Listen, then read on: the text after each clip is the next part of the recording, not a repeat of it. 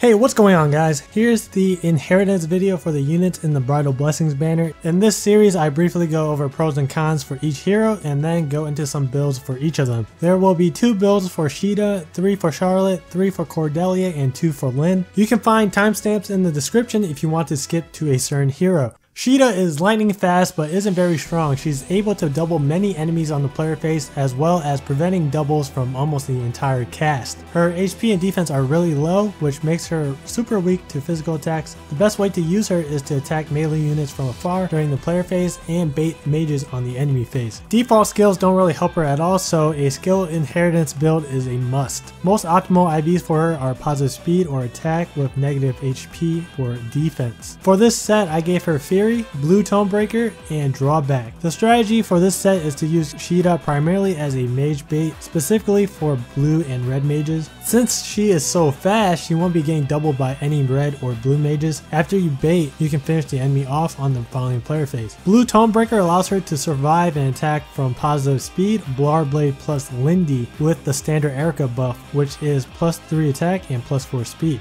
On the player phase, she is still able to one-round KO a lot of the popular heroes like Silica, Xander, Ryoma, Young Tiki, Ike, Reinhardt, Erica, and Ephraim. She will need either a Fury 3 or her default A skill Attack Res 2 to survive Blade Lindy, but if you don't care about that and want to make her more of a player phase hero, then consider using Death Blow or Darting Blow. Death Blow for positive speed Caeda and Darting Blow for positive attack. This budget set will cost 1275 SP. Female Robin will be required for that Blue Tonebreaker. Her best set is the standard Blade Tome set. The most optimal IVs for her are positive attack with negative defense. So for the newer players out there that don't know what Blade Tomes do, it adds total bonuses on unit to attack. So what that means is if you, let's say, use Rally Speed on Caeda, not only will she get the +4 speed, but she also receives +4 attack from Blade's effect. So the more display buffs you give her, the more damage she will do. Note that combat buffs like spur buffs do not work with this weapon. So with the standard +3 attack and +4 speed buff from Erica, her results are 121 wins and 3 losses. If you can't afford Life and Death 3, your other 2 options are Life and Death 2 or Fury 3. Life and Death 2 is slightly better than Fury 3, so go for that if you can.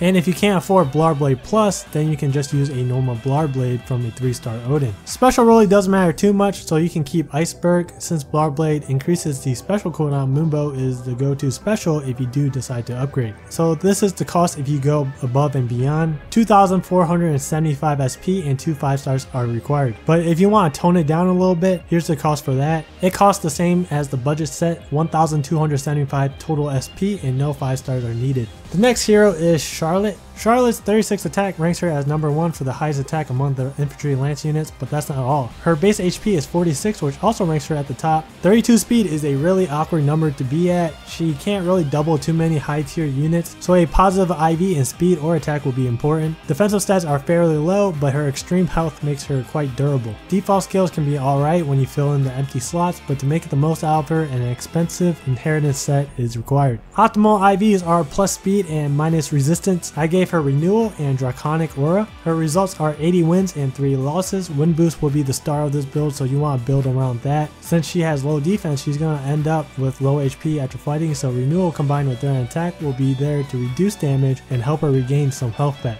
Draconic Aura is the special that gives her the best results upon activation. Second option would be Luna. I'm not a big fan of Smite, so I would recommend Reposition, but if you like Smite, then you obviously don't have to change the assist slot. The total cost is 1305 SP or 1080 if you keep Smite. So there's 2 Brave Lance builds for her. If your Charlotte has a positive speed IV, then go for this quadruple attack build. Her results are 113 wins and 17 losses. So yeah, if Charlotte is in desperation range and the enemy that she is initiating on has 30 or lower speed, Charlotte can attack 4 times before the enemy even takes his first action. For the C slot, Threat and Attack is okay to kinda cushion the counterattack damage and safely enter desperation. Threat and Defense is the other option if you just want more damage. 2475 SP for this build, really expensive since it is almost an entire rework.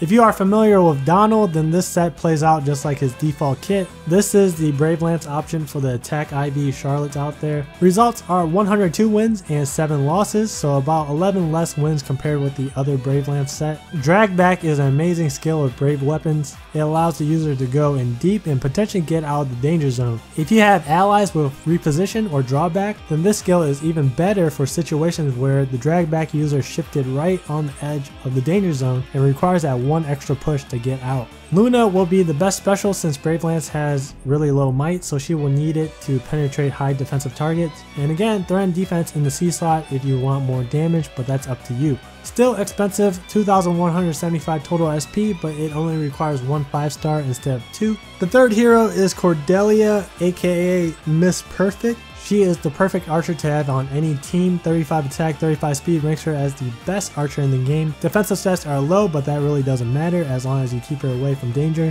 Her supporty default skills does not suit her at all, but you can still use her alongside a Blade Tome ally to provide them with the buffs they need. An expensive skill inheritance build will be required to turn Cordelia into a powerhouse hero. Best IVs for this set are either plus attack or plus speed with minus resistance or minus defense. I gave her Death Blow, Swordbreaker, and Luna. With this set, her results are 90 wins and 3 losses. She's able to take out most of the popular sword heroes besides Xander and Zephiel. For those 2 heroes, she's going to need Luna to take them out. Swordbreaker 2 can be used instead of Swordbreaker 3, it really doesn't matter. For positive speed Cordelia's, I recommend swapping out Swordbreaker for something else. Some options that you can use are Desperation with Art of Sacrifice, Wings of Mercy, or Poison Strike. 3 4-star units are required and the total cost is 1500 SP. Here's a really expensive build. It's called a true damage build because, well, she does a lot of true damage. The best way to use this set is to pair Cordelia up with a dancer. She's able to pretty much safely take out every single enemy in the game with a dancer.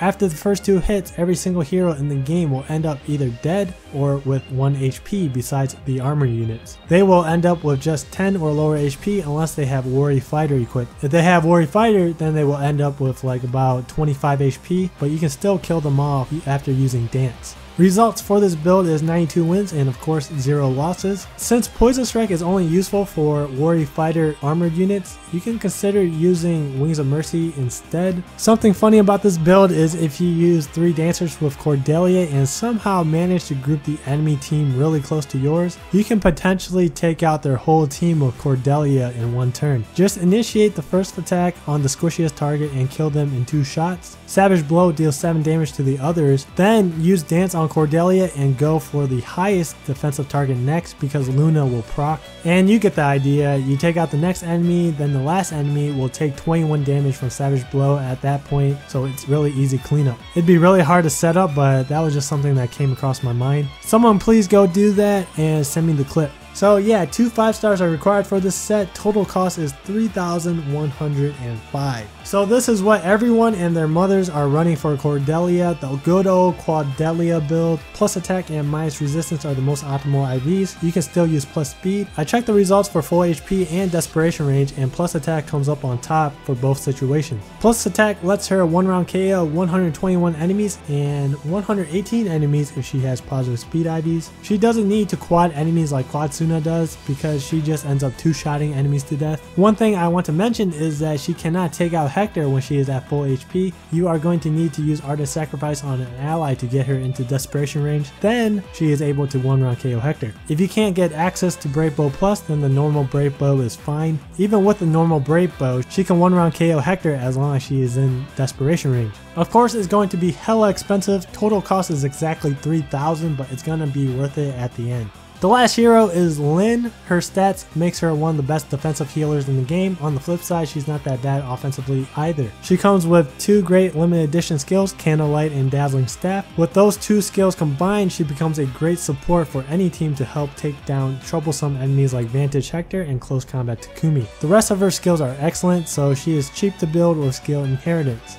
Give her speed +3 and savage blow. She will max out at 40 speed. Her extremely high speed allows her to prevent doubles and lets her double more enemies. And because Dazzling Staff is in the same slot as Live to Serve, there's no way for Lyn to restore her own health. Rehabilitate is a great assist skill, but Martyr might be a little bit better for Lyn. She only gets 1 round KO'd by 6 enemies, which are all Brave users: Cordelia, Dano, Hinoka, Klein, Ogma, and Reinhardt. So if you're careful with positioning, then you don't really need Martyr. 2 4-stars are needed. The total cost is 840 SP. This premium set is for plus speed minus attack Lyns. Give her Fortress Defense, Savage Blow, and Martyr. Her defensive results are 0 wins and 0 losses. Even though they are 0-0, you will still need to watch out for skilled heroes like buffed up Blade Tome enemies and Death Blow Reinhardt. These heroes will still be able to 1-round KO Lyn. The special really doesn't matter too much. You can try using Miracle to combo it with Martyr, but 6 cooldown is quite long and the match